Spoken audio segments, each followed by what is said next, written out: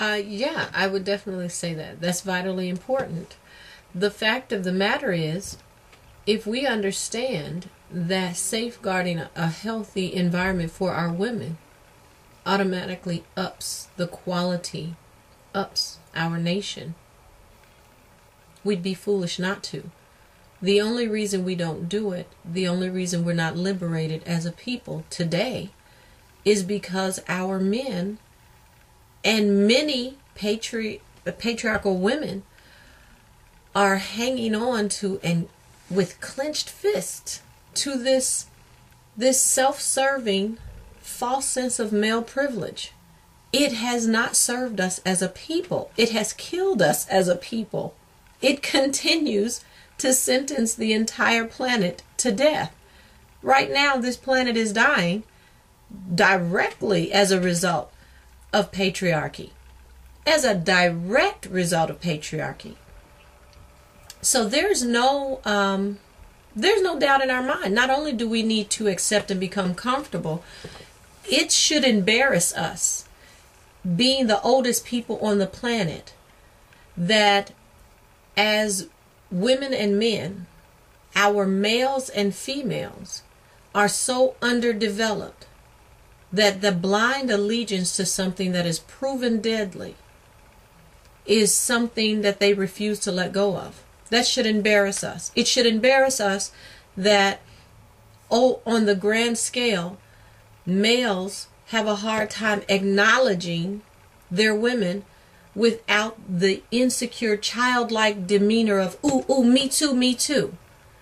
If we had a group of kindergartners in a room and you walk in and say, Imani, you've done a great job. I think you deserve a star. You did great on your paper. And other children start saying, I did good too. Well, we chalk that up as a 5-year-old behavior pattern. But if you go into a 7th grade classroom and you say, oh, Jamil, I read your report and I thought you did an awesome job. Way to go. And the other children start saying, what about my Miss Mabili Jango? What about my paper? And then you go onto a college campus and you keep seeing the same behavior pattern repeat itself. At what point do you suspect there is some social underdevelopment that is present here? That is a retardation. This is someone who's failing to mature socially, emotionally, psychologically.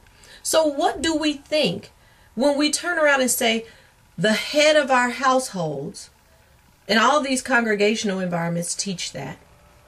What do we say when we put out here our leadership committees? You go to every city and you have these leadership summits and these city councils, and you see all these males sitting on the dais. What do we say when they suffer from the exact same social retardation I just described to you? You take any one of those prestigious among themselves males, and you say, sisters do such and such and so, or this is a problem for black women. And the first thing out of one of their mouths is going to say, well, what about black men? I tell sisters a lot of times, when people see the cover of my book, all the words are there. When waging war against the oppression of black women, our only hope is to kill God. Thoroughly enslaved and indoctrinated black women always have a problem with 2 words. Thoroughly enslaved and indoctrinated black men always have a problem with 2 words. But they're not the same 2 words. Black women have a problem with kill God. Black men have a problem with black women.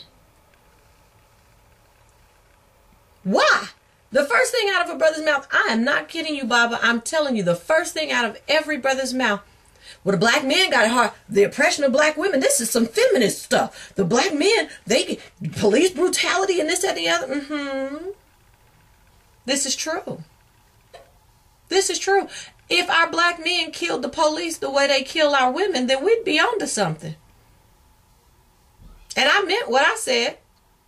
I'm saying if the thugs in the street, if the boys in the hood was killing the police who bring drugs into our communities and trick out our women, I don't know where y'all think all these drugs come into the community. The police are the biggest drug dealers in the black community. If the boys in the hood were beating and stomping the police the way they do their own women, mothers of their children, mothers of themselves, the sister they trying to holler at, if they treated the police the way they treat their women, they wouldn't have any problems with police. This government would be trying to bring in the army to deal with them.